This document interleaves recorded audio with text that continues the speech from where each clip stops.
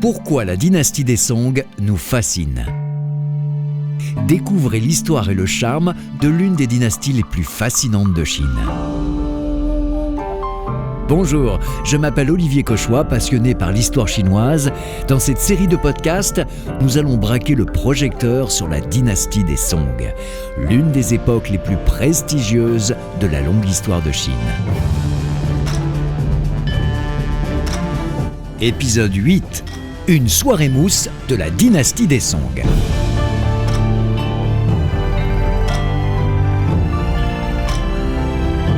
Dans ce podcast, nous allons porter un premier regard sur la fascination, parfois l'obsession, de la dynastie Song pour le thé, et sur la manière dont cette boisson correspond parfaitement au caractère du peuple Song.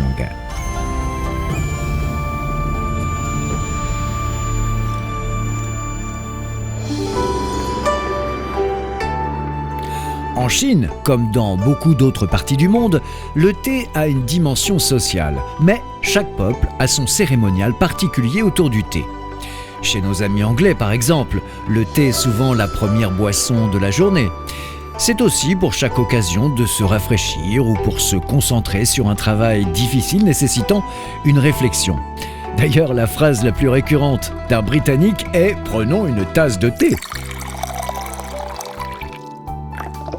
Le tout est accompagné d'un rituel pour prendre le thé. Choisir le type de thé qui convient à la circonstance, réchauffer la théière, ajouter une cuillerée pour chaque personne, infuser le thé, verser le thé, siroter-le pour enfin s'exclamer « Ah, very good !» avec le petit doigt en l'air, si possible. So British. Beaucoup vous diront que les vrais buveurs de thé préparent eux-mêmes leur propre tasse, car une mauvaise tasse de thé est une terrible frustration. Bon nombre d'Anglais d'ailleurs poussent même à choisir leur relation en fonction de la façon dont ils aiment le thé. Pour résumer, le thé est une affaire sérieuse en Angleterre, mais cependant, la comparaison avec ce qu'il représente en Chine est impossible, car en Chine, c'est le degré supérieur. Il est question de rituel. Nous allons voir ensemble l'importance fondamentale du rituel cérémonial du thé pour nos amis de la dynastie des Song et de son rôle dans leur société et également de ce qu'il est encore visible dans la société chinoise d'aujourd'hui.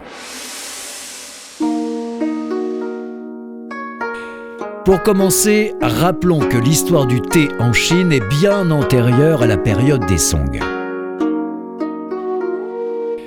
Les types de thé appréciés et la façon dont il est bu a considérablement évolué au cours des siècles. Comme toutes les bonnes choses, en Chine, l'histoire du thé commence par une belle histoire.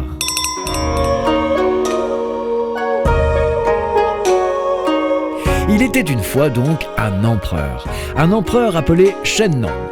Il est bon de souligner que c'est une légende que je vais vous raconter. Elle a peut-être existé ou pas, mais qu'importe, car c'est une belle histoire. Et d'une façon ou d'une autre, il faut bien un début à l'histoire du thé, donc c'est celle-ci.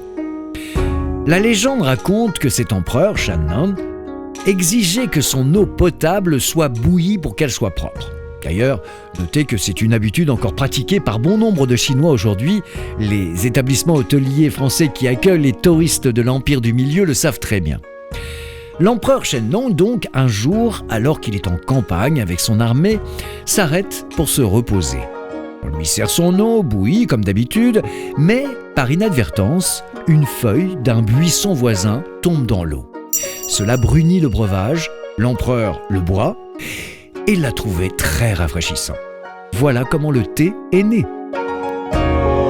La date souvent citée pour cet événement d'une importance planétaire est 2737 avant Jésus-Christ. Mais il n'y a absolument aucun fait concret pour confirmer ou nier cette histoire.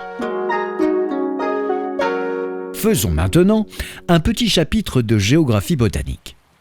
En tant que plante, le thé est originaire des régions montagneuses du sud-ouest de la Chine, dans les provinces du Yunnan et du Sichuan exactement.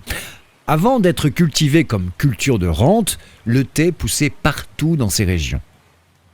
Les premiers thés étaient simplement une infusion de feuilles entières versées directement dans une tasse d'eau. Il est rapidement utilisé comme stimulant pour garder ses capacités physiques et intellectuelles éveillées plus longtemps. C'est une boisson noble, disponible uniquement pour les personnes aisées, comme les empereurs et les nobles, ainsi que les fonctionnaires de haut rang. La culture du thé a vraiment pris son essor sous la dynastie des Tang, la grande dynastie avant les Song, où elle est devenue une boisson avec une dimension sociale, appréciée avec des amis, devenant au fur et à mesure du temps l'un des 7 éléments essentiels de la vie chinoise, avec le bois de chauffage, le riz, l'huile, le sel, les sauces fermentées et le vinaigre. C'est à peu près à ce moment-là que le traitement du thé a commencé à devenir plus complexe.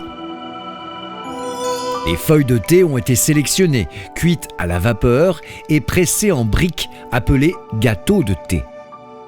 Ces gâteaux, ensuite broyés sur un mortier de pierre, sont trempés dans de l'eau chaude pour créer le délicat breuvage final. Plus tard, les plus fines pointes de la plante de thé ont été séchées et torréfiées pour faire le thé en vrac que nous connaissons aujourd'hui. Et c'est là que la dynastie des Song reprend l'histoire.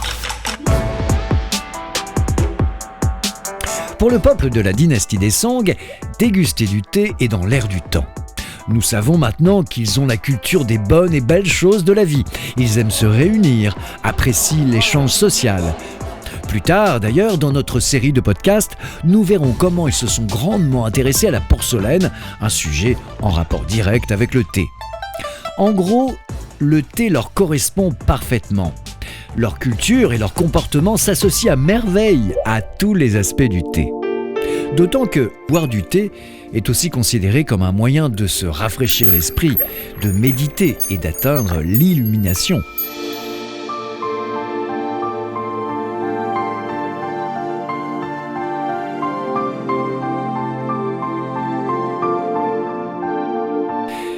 La dynastie des Song a hérité d'un manuel de thé rédigé par les générations précédentes, appelé le classique du thé, un ouvrage rédigé par un certain Lu Yu. Il y décrit en détail comment préparer le thé de la bonne manière, à savoir que les morceaux de thé doivent être moulus en poudre, puis infusés dans le pot. Il a aussi introduit la notion de la mousse de thé. Alors que les consommateurs de thé de la dynastie des Tang aimaient un brin de mousse sur leur thé, les aficionados de la dynastie des Song, en accord avec leur sens inné du divertissement raffiné, aiment eux beaucoup de mousse dans leur thé.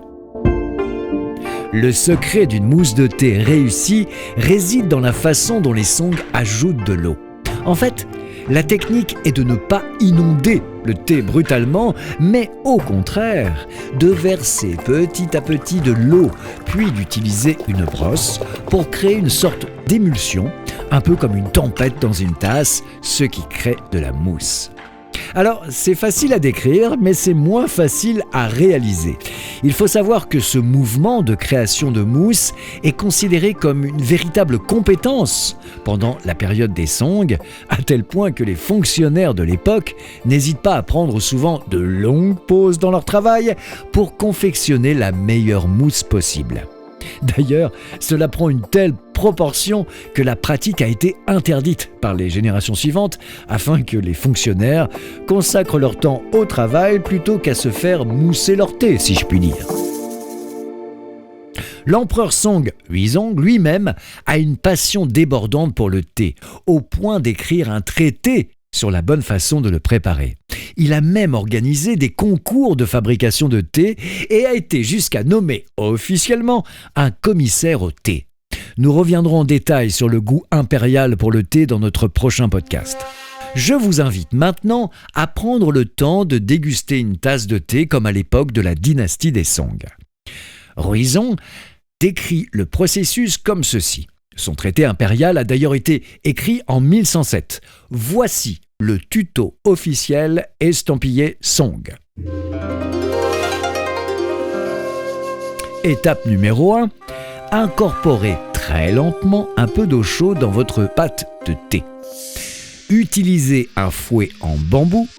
Augmentez votre vitesse progressivement. Vous devez faire en sorte que le mouvement soit le plus naturel et fluide possible.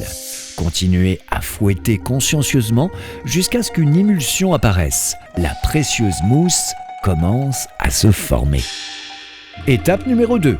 Versez maintenant un peu plus d'eau.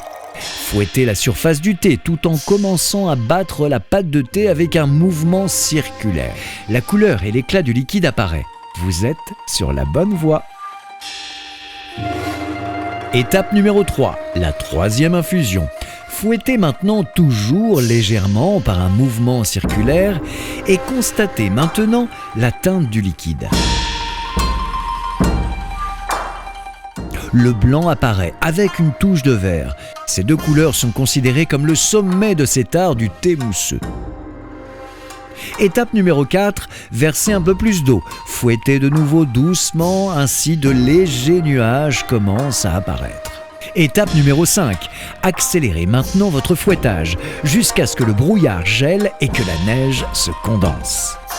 Étape numéro 6, versez à nouveau de l'eau. Lavez légèrement les taches flottantes du bouillon laiteux. Enfin, étape numéro 7, versez de l'eau à nouveau. Appréciez la façon dont l'eau et le liquide se sont mélangés. Rappelez-vous qu'il s'agit de la dynastie des Song et que l'appréciation est nécessaire pour tout. Il s'agit d'opérer pour un résultat gratifiant. Votre thé doit être maintenant opaque, blanc, avec une mousse très riche. Alors cette authentique recette du thé datant des Song a son équivalence aujourd'hui dans notre monde du XXIe siècle. En effet, bon nombre d'entre nous apprécient leur café avec une mousse dessus. D'autant plus apprécié si les formes sont jolies, originales et créatives. Témoin le nombre de photos et de tutos consacrés à cet art de la mousse sur TikTok ou Instagram.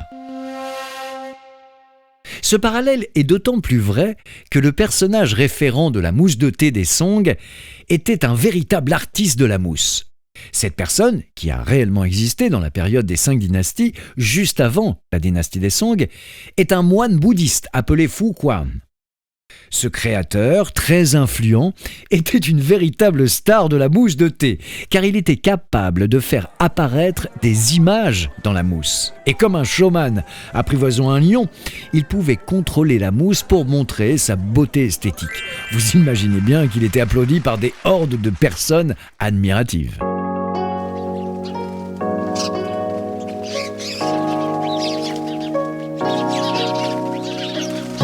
Les jardins du thé sont à l'est de la ville, à côté du mont Phénix, couvert de théiers. Traditionnellement, le thé est cueilli au début du printemps avant la fête du Qiming, vers la 3e période de l'année solaire qui s'appelle l'éveil des insectes. En rappel, il y a 24 périodes solaires dans l'année lunaire chinoise, chacune assez spécifique. Elles sont destinées à guider les agriculteurs sur le meilleur moment pour planter, entretenir et récolter. À propos de la récolte, la famille impériale exige que tout le monde aille cueillir du thé sur la montagne. C'est un devoir incontournable. D'ailleurs, les documents historiques datant de l'époque témoignent qu'il y avait jusqu'à 30 000 personnes qui cueillaient des bourgeons de thé, qui étaient ensuite séchés et pressés en gâteaux. Le contenant a évidemment une grande importance à l'époque des Song. Le service à thé est un pivot du vaisselier. Il doit être en porcelaine, bien entendu, et, très important, de couleur noire. Pourquoi ? Parce que c'est ce qui est de mieux pour mettre en valeur la couleur de la mousse. Encore et toujours elle. Prendre le temps nécessaire à l'élaboration et à la dégustation de son thé est directement inspiré par l'empereur. Nous développerons ce point très étonnant dans notre prochain podcast.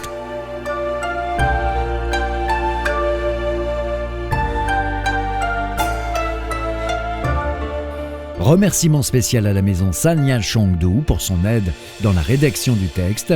Je vous donne rendez-vous dans un prochain épisode.